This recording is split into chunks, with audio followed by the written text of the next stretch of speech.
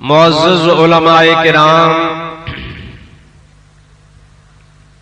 ऐं बिरादरान इस्लाम, हाज़रीनो नाज़रीनो सामईन, प्यारा मुसलमान भाइरो अजीजो दोस्तो,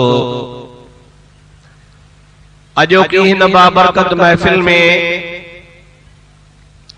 अल्लाह तबारक व तआला जल्ल जलालु व मन वालू पांजे प्यारे हबीब सल्लल्लाहु अलैहि वसल्लम जे सदक़े में तवां असां सभिनी मुसलमानन खे हाज़री नसीब फरमाई आहे। ऐं हिन नाचीज़ तवां जे आॾो अल्लाह पाक जल्ल जलालु व मन वालू जे पाक कलाम कुरान मजीद मां हिक आयत सगोरी तिलावत करण जो शर्फ हासिल कयो आ। महीनो मुबारक रजब शरीफ जो आ।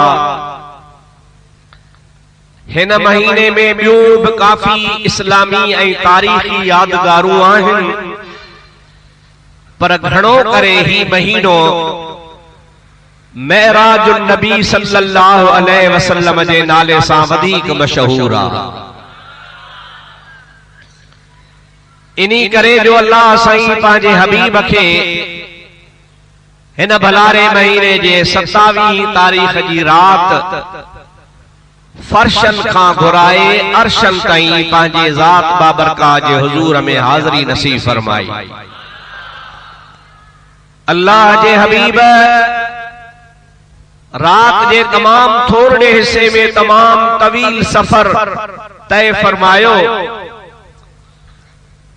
मथे केतरो अरसो गुजरियो ओ अल्लाह जो रसूल तो जाने, लेकिन आम हदीसुन में सहाबा किराम जे अक़वाल में ऐं ॿियनि बुज़ुर्गाने दीन जे मुशाहिदे में जेका ॻाल्हि किताबनि में आई आ उहा अया आई आ त ज़मीन ते एतिरो अरसो गुजरियो हो जो पाण वुज़ू फरमाए विया हा, अञा मोटिया त वुज़ू जो पानी अञा हलियो पियो। पर मथे बारगाहे इलाही में हबीबन जी जेका हाज़री जो अरसो आ ओ बुजुर्गाने दीन फरमाइन था त हिन ज़माने जा 18 साल गुज़री वञनि, उन खां भी वधीक अरसो पाण गुज़ारे आया। या अल्लाह साईं जी कुदरत आ जो थोरे वक्त के घणो करे, घणे वक्त के थोरो करे, इहो सब खुदा जो शान आ। ऐं असां जो ईमान आ त इहा ॻाल्हि नामुमकिन नाहे, छो त हिकड़ी आहे कुदरत, उनी कुदरत जो इनकार काफर कंदो आ। ऐं कुदरत अल्लाह पाक जी आहे ही अहिड़ी शइ जो इंसान जे अकुल फहम समझ सोच खां बाहर आ। भला इहो भी कोई इंसान जे अकुल में अचे थो त कणक जो दाणो केतिरो आ, जेको तव्हां पीही मानी खाईंदा आहियो, दाणे ने निहारियो, इन्ही दाणे में अल्लाह पाक तीली भी रखी आ, इन्ही में अल्लाह तबारक व तआला पन्न भी रखिया हन, इन्ही तीली में अल्लाह पाक संग भी रखियो आ, इन्ही तीली में अल्लाह ताला तोड़ भी रखियो आ, इन्ही दाणे जे अंदर अल्लाह तबारक व तआला मथे जेके सूआ कंडा थींदा आहिनि उहे भी रखिया आहिनि, वरी अन्न जो अन्न भी रखियो आ। इंसान आ पानी जे हिकड़े कतरे मां है, वो पानी जो कतरो जेकॾहिं माण्हू कपड़े के लगे तो धोई वञे, साफ सुथरो करे पान के रखे, पानी का साफ कर, पर उन्हीं पानी जे कतरे में अल्लाह से जरी इंसान पैदा कयो, उन्हीं पानी जे कतरे में इंसान जा हड्डा भी आहिनि, खल भी आहे, नह भी आहिनि, अखियूं भी आहिनि, वार भी आहिनि, दिल भी आहे, गुर्दो भी आहे, हर शय अल्लाह तबारक व तआला उन हिकड़ी शय में रखी छॾी आहे। तो को बेवकूफ़ जो पुट चवे तो मुखे समझ में नथी ॻाल्हि अचे, इहो कीअं आ, इहो हुनखे खपे तो पंहिंजे अकुल जो इलाज कराए। अल्लाह जी कुदरत हूंदी उहा आहे जेका तुंहिंजे अकुल समझ फहम खां मथे हुजे। जेकॾहिं क़ादिर क़दीर जी कुदरत तोखे सम्झ में ऐं इल्म में अचे त पोइ ख़ालिक ऐं मख़लूक में फ़र्क़ ई न रहंदो। इहो ई त फ़र्क़ आहे त हू ख़ालिक आहे, असीं मख़लूक आहियूं।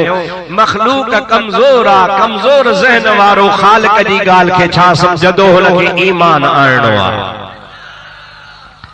अला हाज़ल क़ियास अल्लाह तबारक व तआला पंहिंजे अंबिया अलैहिमुस्सलातु वस्सलाम खे मोजज़ा अता फरमाईंदो आहे ऐं मोजज़े जो मफ़हूम बि इहो ई आहे त जेको इंसान जे अक़ल खे आजिज़ करे, इंसान जे आम आदत जे खिलाफ हुजे, इंसान जो फ़हम ऐं फ़िरासत उते न पहुची सघे, उन्ही मोजज़े खे अल्लाह ताला नबी जे इज़्ज़त अफ़ज़ाई जे वास्ते अता फरमाईंदो आहे। वरी उहा ओड़ी साॻी शइ रब्बुल आलमीन जल्ल जलालुहु व मन वालुहु पंहिंजे दोस्तनि ऐं वलियनि खे अहिड़ी शइ अता कंदो आहे जंहिंजो नालो करामत आहे। ऐं करामत बि अहिड़े ई सिलसिले जी हिकिड़ी शइ आहे जेका तुंहिंजे मुंहिंजे अक़ुल सम्झ ऐं आम आदत ऐं दस्तूर खां खिलाफ हूंदी आहे। ऐं उहा करामत बि अल्लाह तबारक व तआला पंहिंजे दोस्तनि जे इज़्ज़त अफ़ज़ाई जे लाइ हुनखे अता फरमाईंदो आहे। तंहिंजे करे अवां अक़ुल जी ताराज़ी खे इस्तेमाल न कंदा कयो अल्लाह जे कुदरत खे सम्झण, न नबी जे मोजज़े खे सम्झण जे लाइ, न वली जे करामत खे सम्झण जे लाइ अक़ुल खे इते इस्तेमाल करणो कोन्हे। इते तव्हांखे पंहिंजे ईमान जो पैमानो ज़ाहिर करणो आहे। ऐं असां अहले सुन्नत व जमात आहियूं, जेके भी असां मदरसनि में किताब पढ़ूं या पढ़ायूं था, उन्हनि में अक़ीदे जा किताब भी पढ़ाया वेंदा आहिनि। उहे अक़ीदे जा किताब तक़रीबन असीं भी उहे पढ़ाईंदा आहियूं, असांजा मुख़ालिफ़ भी उहे ई पढ़ाईंदा आहिनि, जंहिंमें इहा ॻाल्हि मुश्तरका आहे। हू भी मञनि था, असीं भी मञूं था। अल्लाह जी कुदरत भी हक़ आहे, नबीअ जो मोजज़ो भी हक़ आहे, वलीअ जी करामत भी हक़ आहे। जेकॾहिं को नबीअ जी वलीअ जी करामत जो इनकार करे त उहो मुल्हिद आहे। नबी जे मोजज़े जो इनकार करे जेकॾहिं उहो क़ुरान ऐं मुतवातिर हदीसनि सां साबित आहे त उहो इनकार करण वारो काफ़िर आहे। अल्लाह जे कुदरत जो मुनकिर हुअं ई काफ़िर आहे। पाण खे कुदरत ते भी ईमान आणणो आहे, मोजज़े ते भी ईमान आणणो आहे, अल्लाह जे वलीअ जे करामत ते भी ईमान आणणो आहे। अॼु मां तव्हांजे आॾो सोणे नबी पाक जे मोजज़े ते ॻाल्हाईंदुसि, छो त हुज़ूर करीम जो मेराज मुस्तफ़ा करीम जो अज़ीम शान मोजज़ो आहे। मूं आयत पढ़ी आहे, उन जो तर्जुमो करे पोइ मां इन्ही मौज़ूअ ते तव्हांखे चंद ॻाल्हियूं पेश कयां। अल्लाह ताला मुंहिंजी हाज़िरी क़बूल फरमा। सभई चओ सल्लल्लाहु अलैका या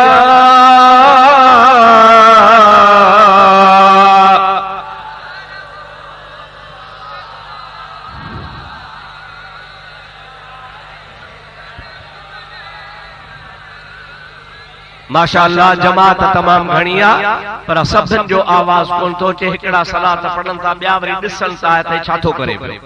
सभई पढ़ो सल्लल्लाहु अलैका या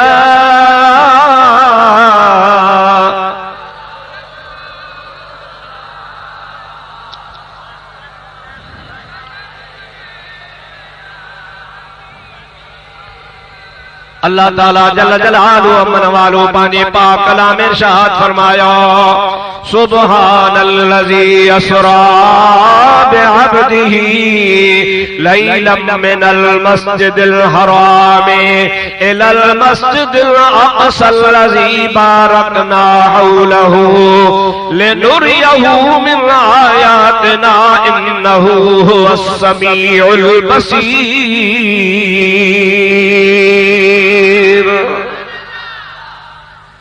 रब करीम जी ज़ात फरमायो, सुब्हानल्लज़ी अस्रा, पाका उन अल्लाह जी ज़ात जंहिं सैर करायो, बेअब्दिही पंहिंजे ख़ास बांधे खे, लैलन रात जे तमाम थोड़े हिस्से में, मिनल मस्जिदिल हराम हरम शरीफ वारी मस्जिद खां इलल मस्जिदिल अक़सा, अक़सा मस्जिद ताईं अल्लज़ी उहा अक़सा मस्जिद बारकना हौलहू, जज चौधारी असां बरकतूं रखी छॾियूं आहिनि, लिनुरियहू मिन आयातिना, सैर असां इन्हीअ जे लाइ करायो त जीअं असां पंहिंजे बंदे खे पंहिंजे कुदरत जा ख़ासि निशान ॾेखारियूं। इन्नहू हुवस समीउल बसीर, बेशक वो अल्लाह तबारक व तआला ॿुधण वारो भी आ त ॾिसण वारो भी आ। मुंहिंजा दोस्तो अहले सुन्नत जे कन आलिमन इन जो इशारो इन्नहू जो नबी करीम जे तरफ भी लिखियो आ, चवनि था इन्नहू हुवस समीउल बसीर, जो त मथां ज़िक्र नबी करीम जे मेराज जो आ। अल्लाह ताला जी ज़ात बाबरकात फरमाए तो ओ सोहणो नबी अल्लाह जो कलाम ॿुधण वारो भी आ त मुस्तफा अल्लाह खे ॾिसण वारो भी आ। करीनो मिले थो, सबूत मिले थो त ज़िक्र सोहणे नबी पाक जे मेराज जो आ।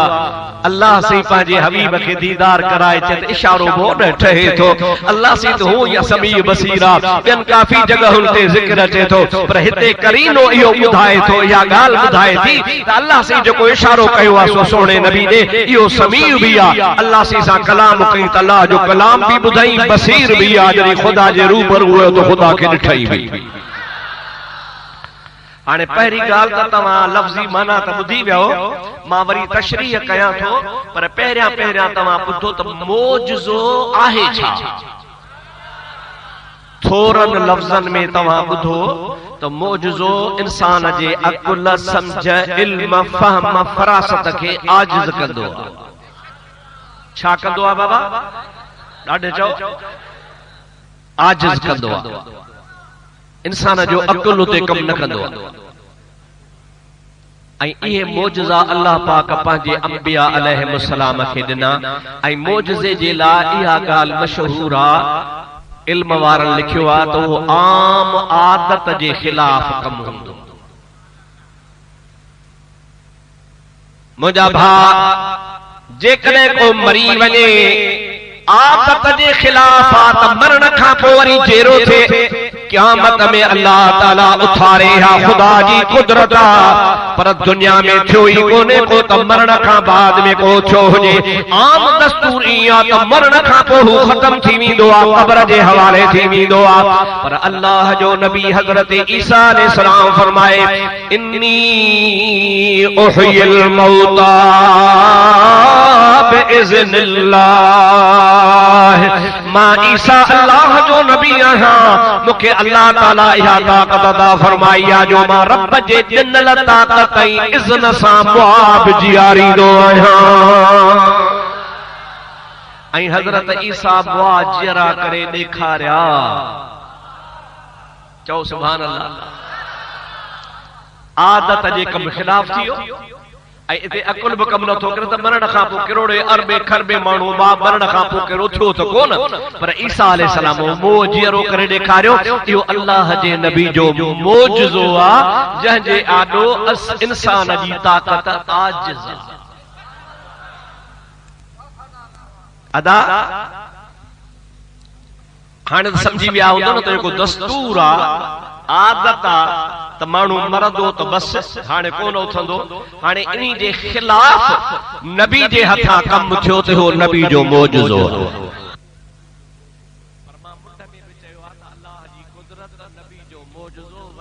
करामत आई अल्लाह जे वली जे करामतुन सां भी कई मुआ उठा। गौस पाक रज़ी अल्लाह ताला नो कब्र वारे के सदको तो कब्र वारो बाहर निकरी आयो। इहो इबादत जे खिलाफ आ, दस्तूर जे खिलाफ आ। बाकी रहियो साल त जेकॾहिं को चवे इहो कीअं थियो तो उनखे चइजो त बाबा तूं वरी पंहिंजे अकुल जो इलाज कराए, तोखे का शइ सम्झ में ईंदी कान का। पहिरीं ॻाल्हि त अकुल जी शइ त आहे कान, इहा शइ आहे अक़ीदे जी। छा जी शइ आहे बाबा?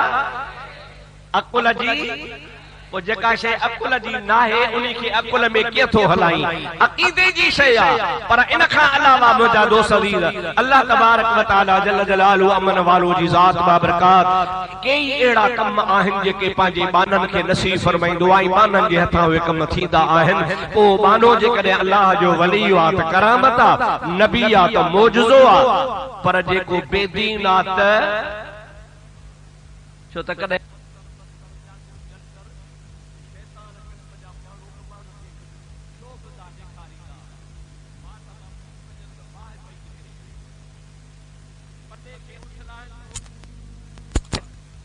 तव्हां थोरे घणे देवता जी मकर चक्कर ॾिसी फतवा न ॾींदा कयो त हे वली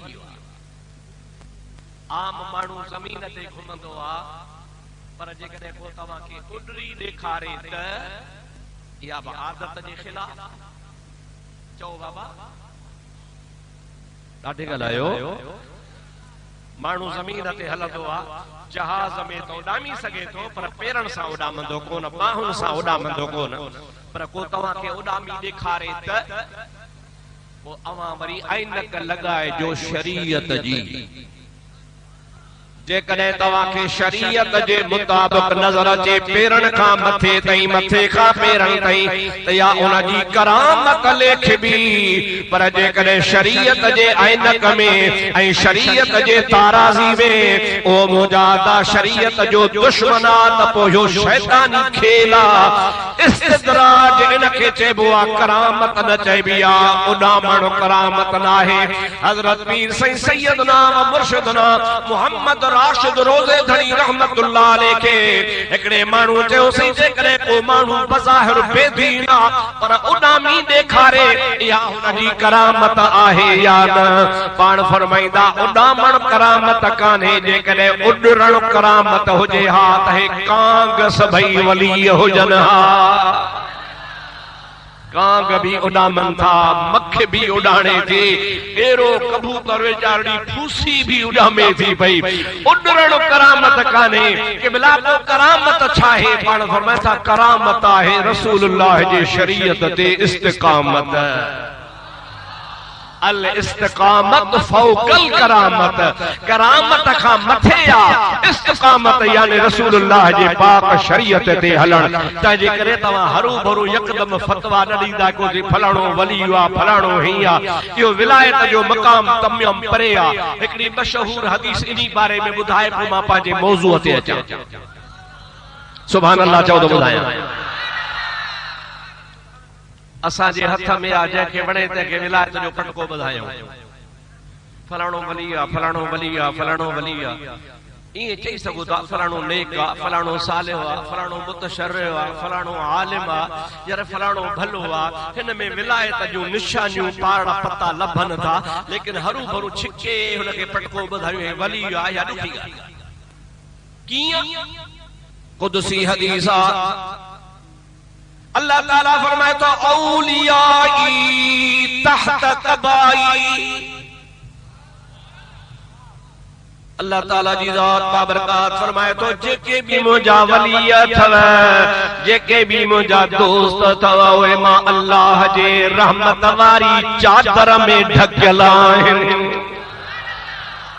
ला यारिफुहुम सिवाई अल्लाह ताला जी जात बाबरकात फरमाए तो उनके मुखा सवा ॿियो केरु सुञाणे ई कोन थो जॾहिं अल्लाह पाण थो चवे त मुंहिंजे रहमत जी चादर में ढकियल हन ऐं मूंखां सवा कोर उनखे सुञाणे कोन थो त अब्दुर्रहीम खे कहिड़ो हक़ आहे जो कंहिंखे विलायत जो सर्टिफिकेट ॾिए हे बि वली आहे हे बि वली आहे हुस्न ज़न रखबो नेक खे नेक चइबो भले खे भलो चइबो लेकिन विलायत ॼाणे त ख़ुदा तबारक व तआला ॼाणे अल्लाह तबारक व तआला जी ज़ात तव्हां असांखे सम्झ नसीब फरमाए अॼुकल्ह त जेको बि जंहिं बि पीर जो मुरीद आहे उहो पीर खे वली उठाई वेठो आहे ऐं एॾो वली जो सॼे जहान जा वली हुनजे पेरनि में हुनजो पीर सभिनि खां मथे इहा ई त ग़लती आहे बहरहाल इहो मौज़ू पंहिंजी जॻह ते आहे कॾहिं ॿिए दफ़े ॿुधंदव अॼु तव्हांखे सोणे रसूलुल्लाह जे मौजज़े जे बारे में ॿुधायां मुंहिंजा दोस्तो अज़ीज़ो हज़रत ईसा अलैहिस्सलाम जे मौजज़े जी ॻाल्हि ॿुधाई अवां ॾिठो आहे त पाण लोह खे जॾहिं नरम कंदा आहियूं त बाहि ॿारींदा आहियूं, कोयला विझंदा आहियूं, उनखे धमणी सां ॻाढ़ो कंदा आहियूं। ॻाढ़े करण खां बाद में वीचारा लोहार उनखे वॾाणनि सां कुटे कुटे टाटो ठाहिनि, कुहाड़ी ठाहिनि, वॾनि सूरनि खां पोइ नरम थींदो आहे। पर हज़रत दाऊद अलैहिस्सलाम अल्लाह जो नबी हो, उनखे अल्लाह ताला मौजज़ो अता फरमायो हो। लोह खे हथ में खणंदो हो त लोह अटे खां मेण खां बि वधीक नरम थी वेंदो हो। अल्लाह जे नबी जी मर्ज़ी आहे, उनखे हथ में पियो खेॾे जीअं ॿार खेॾाईंदा आहिनि न। अटे मां पोइ कमल उठ ठाहिनि, कमल हाथी ठाहिनि, कमल कुकड़ो ठाहिनि, उहो जाॾे वराईंदा आहिनि ताॾे पियो वरंदो आहे। दाऊद अलैहिस्सलाम लोह खे ईअं पियो वराईंदो, हथ मां कढे त साॻो लोह जो लोह। इहो अल्लाह जे नबी जो मौजज़ो, जो अल्लाह जे नबी जो। हिते इंसान जो अक़ुल आजिज़ आहे।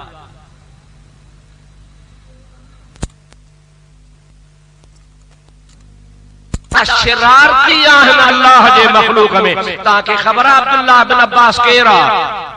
नबी पाक जो सौट आहे, नबी जो अहल बैत आहे, हुजूर जो बराहे रास्त शागिर्द आहे।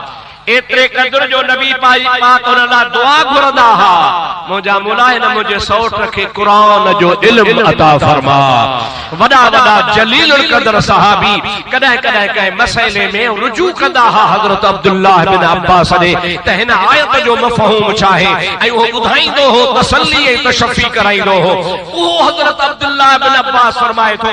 ऐं ॿियो ॿी रिवायत में हज़रत अब्दुल्लाह बिन उमर जे लाइ बि आयो आहे त उहे हुन माण्हूअ खे शिरार ख़ल्क़िल्लाह, अल्लाह जे मखलूक में वॾो शरारती सॾींदो हो कंहिंखे जेको बुतन ऐं काफ़रनि जूं आयतूं अल्लाह जे वलियनि ते चस्पान कंदो।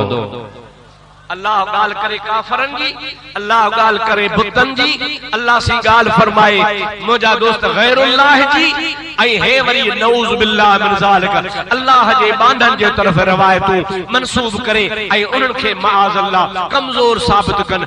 न न, अल्लाह पाक जी ज़ात बाबरकात पंहिंजे कुदरत सां नबियनि खे बि ताक़त अता कई आहे त वलियनि खे बि ताक़त अता फरमाई आहे। हेॾे ॾेहारियो, हेॾे ॾेहारियो, अहले सुन्नत जे अक़ीदे जी वज़ाहत कयां। पाण सुन्नी आहियूं, चओ अल्हम्दुलिल्लाह।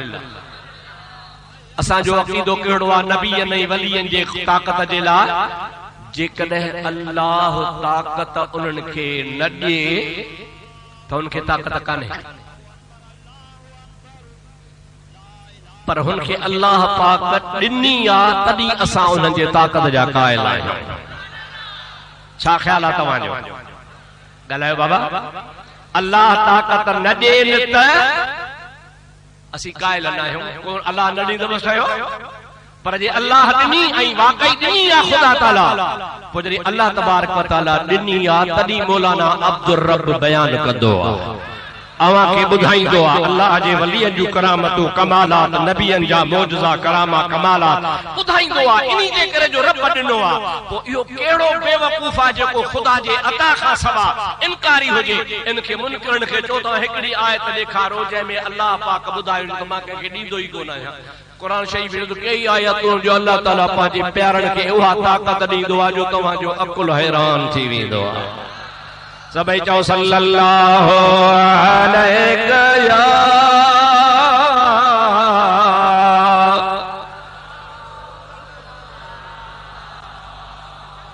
वसल्लम अलैका या हबीबल्लाह।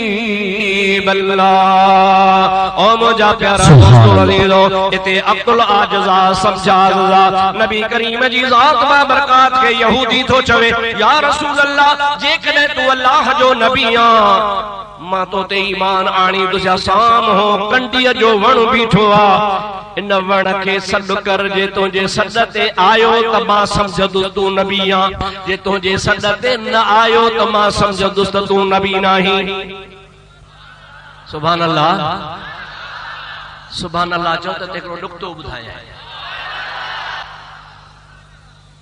तंहिंजी माना त उन ज़माने जे काफ़रनि जो बि अक़ीदो हो त नबी ताक़त वारो आहे।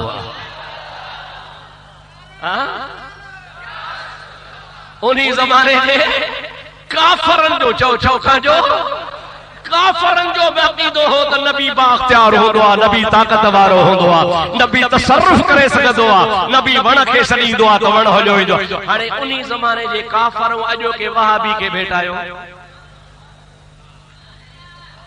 साईं को फर्क आहे?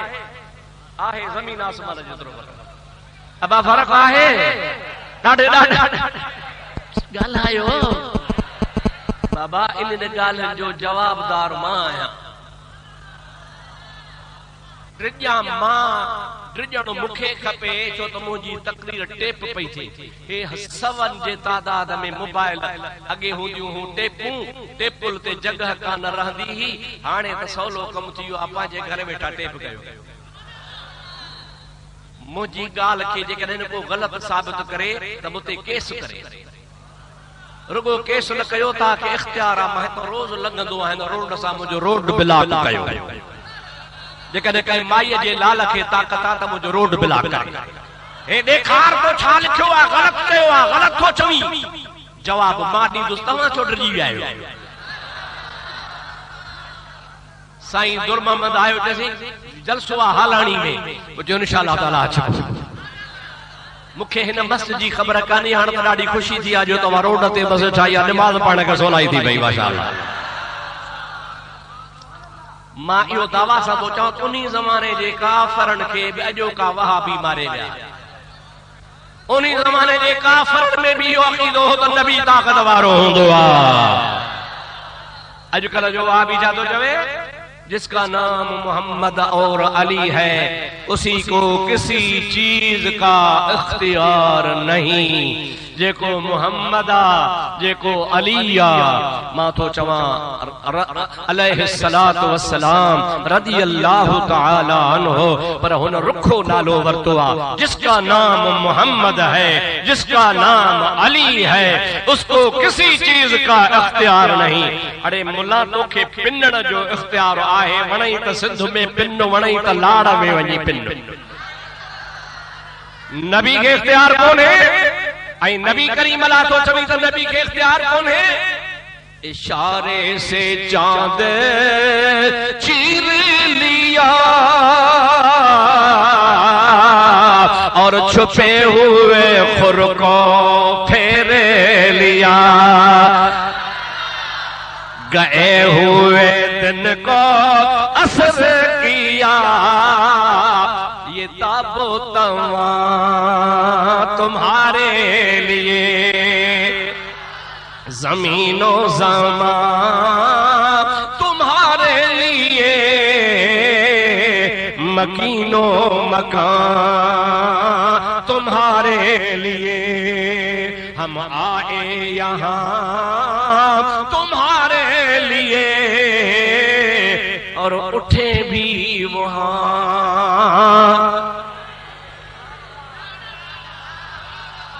कुछ मुखे तो साही पटरायो।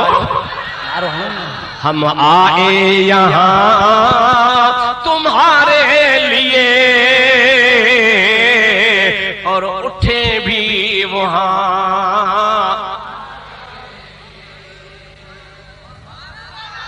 नारे तकबीर, नारे रिसालत, नारे तौहीद, नारे हैदरी, नारे पीर। दोस्तों, मुसलमानों, मुझा भाइरो, मुझ साहब चिट्ठी तू कर मुझा दोस्तों अजीजो मुसलमान भाइरो, मुखे ॾाढी ख़ुशी थी आहे। मस्जिद जो नालो छा आहे? वाह वाह वाह, नालो चूंडे रखियो अथव, बद मज़हब मस्जिद में घिरंदो ई कोई।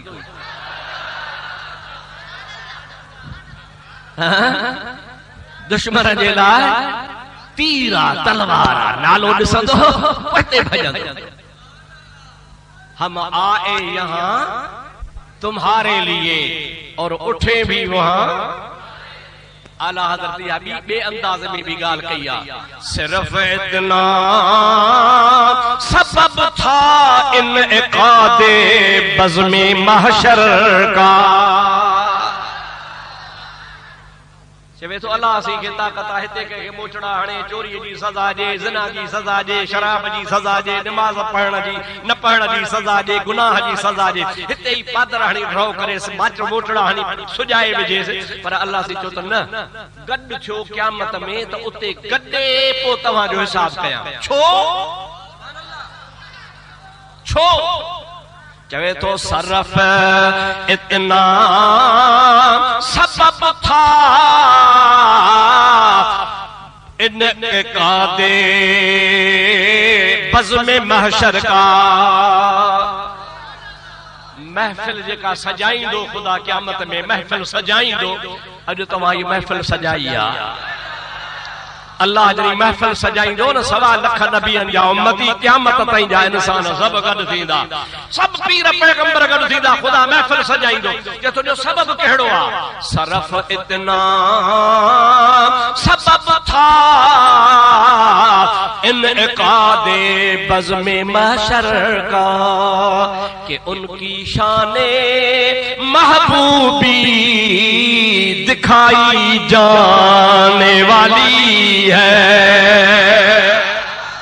कि उनकी शान महबूबी दिखाई जाने वाली है अल्लाह सी करोड़े लखे पद में मानू गड करे कावड़बो मनल मुल्क यौम काजी बादशाही आ नबी बचोदा नफ्सी नफ्सी नफ्सी इज़हबू इला गैरी काजी काना हलदी जे हलदी त आमना जे लाल जी हलदी हशर वेले हुंदा सवेरा जराना तनी में मोहम्मद परे खा सुञाणा हुंदुस छोटकारे जो झंडो हथन में जिए गुल गुलाबिया सुहणो गुलन में कहजी न हलंदी चो कहजी जोर सां चो कहजी मुस्तफा फरमाए तो मुखे रब चोंदो सल तो त घुर त ॾियां सवाल कंदे तोखे ॾिनो वेंदो सल सोना सवाल कर तो त तोखे अता कयो वेंदो मुंहिंजा दोस्त अल्लाह सी जल जलालु अमन वालो ये सॼो कहां कायनात जो मुल्क गॾु करे इन वहाबिन खे भी बिहारे चवंदो ठंडरा चयो पे जिसका नाम मोहम्मद और अली है उसको किसी चीज का इख्तियार ने अज ॾिसो था जो कंहिंजी थी हले तव्हां जरूर सोचींदो त कहिड़ा हन जा अक़ीदा कहिड़ा अहिड़ा गंदा गंदा अक़ीदा थन गंदा गंदा अक़ीदा जो मां ॿुधाए नथो सघां हिकिड़ो ॿुधायो थम ॿिया तव्हांखे मालूम करणा त किताब मूं लिखियो चओ सुभान अल्लाह हिन में हक़ ऐं नाहक जो फ़र्क़ आ सुन्नत जमाअत ऐं वहाबियत जो फ़र्क़ आ हुननि जे अक़ीदनि में ऐं असां जे अक़ीदनि में कहिड़ो फ़र्क़ आ बा हवाला किताब आ हिकिड़ो हवालो जेको ग़लत साबित करे उनखे लख रुपयो इनाम ॾींदुसि कंहिंखे ताक़त न आहे जो फ़क़ीर जे हवाले खे रद्द करे सघे सुन्नियो अटड़े कापियूं हन वठो पढ़ो पंहिंजा अक़ीदा ईमान बचायो अल्लाह तव्हांखे मदीने वारे जी मोहब्बत नसीब फरमाए सभई चओ सल्लल्लाहु अलैहि या रसूल अल्लाह व सल्लम अलैका या हबीब अल्लाह मुंहिंजा प्यारा दोस्त अज़ीज़ यहूदी जी चवे तो सोहणा नबी तव्हांखे यादि आलाए कोन अध में छॾियमि सही तू नबी आ हां अल्हम्दुलिल्लाह मां नबी आहियां ताक़त थी जेका चवे कि इन वण खे सॾ कर तुंहिंजे सॾ ते ईंदो पाण फरमाए त मुंहिंजे सॾ ते त ईंदो पर मुंहिंजो न्यापो तूं खणी वेंदे तुंहिंजे चवण सां बि ईंदो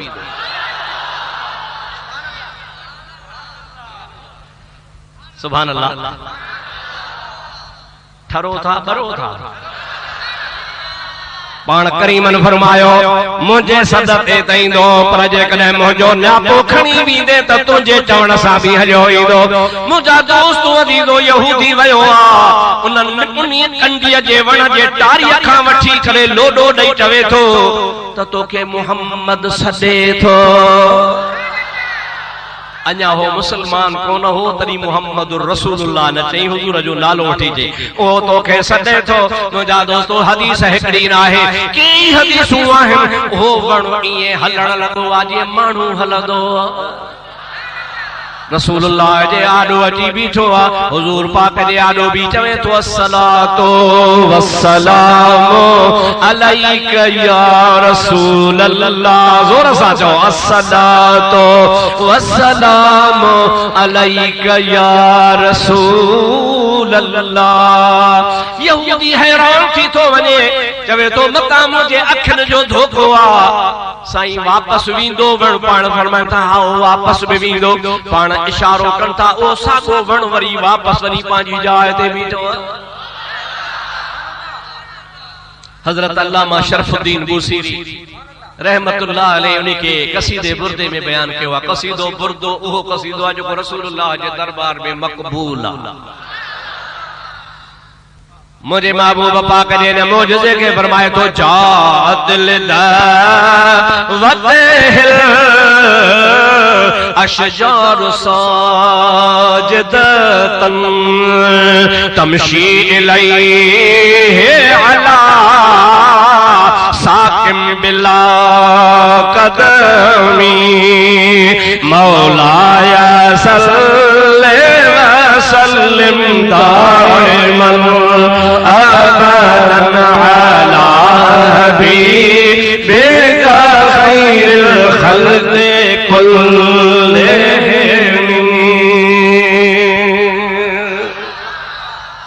जात दावत हिल अशजार साजिदतन आया नबी वट वण सजदा करे सोईं जे साईं जे सद ते तमशी इलैहि अला साकिन ओए पंहिंजे थुड़ ते ईअं पे हलिया मुंहिंजा दोस्त महबूब करीम अलैहिस्सलाम जी ज़ात ॾे तमशी इलैहि अला साकिन बिला क़दमी पेरनि टंगुल खां सवा पंहिंजे थुड़ ते नबी पाक ॾे हली